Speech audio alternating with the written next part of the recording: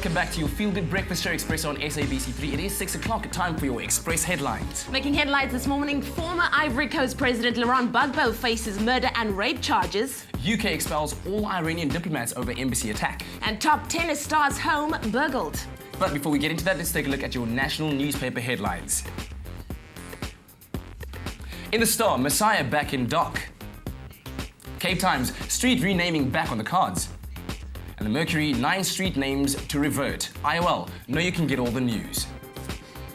Coming up in international news, Foreign Secretary William Hague has announced that the UK is to expel all Iranian diplomats following the storming of its embassy in Tehran. He said he had ordered the immediate closure of the Iranian embassy in London. He also instructed all its staff to leave the UK within 48 hours. Now, Tuesday's attack by hundreds of protesters followed Britain's decision to impose further sanctions on Iran over its nuclear program.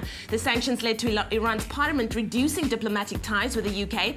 Mr. Hague said to the MPs, if any country makes it impossible for us to operate on their soil, they cannot expect to have a functioning embassy here.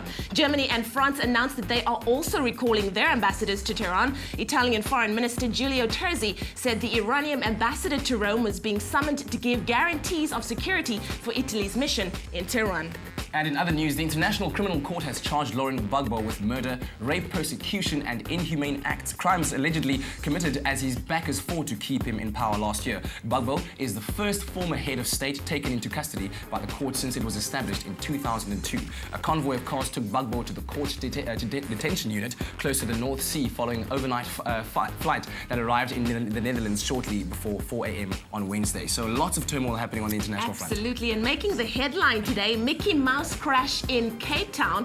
According to News 24, a hang glider reported to have crashed into the sea turned out to be nothing more than a lost Mickey Mouse balloon. Wow. Now, the NSRI Hout Bay Station Commander Brad Geyser said a crew of sea rescuers was sent out after a witness reported seeing a hang glider plunging into the sea in Llandudno.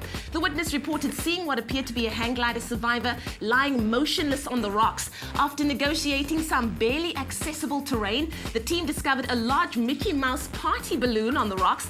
It was confirmed as a case of mistaken identity and that the afternoon sun silhouetted against the balloon may have given the shape and the impression of being a hang glider to the witness. Another entertainment news, it has been 2 years in the making, but finally electro superstar DJ Joel Zimmerman deadmau5 is in South Africa, and if you're lucky to get tickets, catch him tonight in Cape Town at the CTICC, in Durban at the Wave House tomorrow, and in Joburg on Saturday at Wild Waters in Lekker, Boksburg.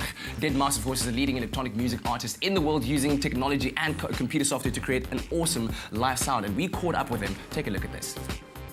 The technology involved for this show, like, I think it's a 50-50 split between the technology that drives the stage and the technology that drives, you know, the music that comes out of the speakers, which is kind of what I would like to hope is first and foremost why people would come to one of my events to hear my music. You know, lots of visual elements that are like perfectly synced to the music. There's a lot of really relevant content going on. Don't do that. And coming out in international entertainment news, Maggie Gyllenhaal is expecting her second child with husband Peter Sarsgaard. The couple already have a 5-year-old named Ramona. Her brother Jake is overjoyed and very excited to play Uncle Jake for the second time. And in tennis news, I think the second story that might have made France's Joel Wilfried Tsonga go sacre bleu. His house was burgled while he was playing against Roger Federer in the final of the ATP World Tour Finals in London. Swiss newspaper Le Matin has reported this on Wednesday. The paper cited the player who said he hoped he would still be able to recognize his house when he returns to Switzerland. Tsonga has lived in Gingens, a village close to the border of France, since July of 2009. And the alarm was raised apparently on Monday morning by a neighbor who noticed that the windows had been forcibly opened.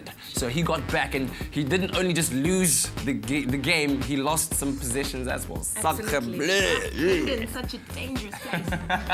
So catch the Good Hope team with G Sport round later up. But right now, it's time for that little lovely girl named Kia. With the traffic. Stay with eXpresso and SABC3.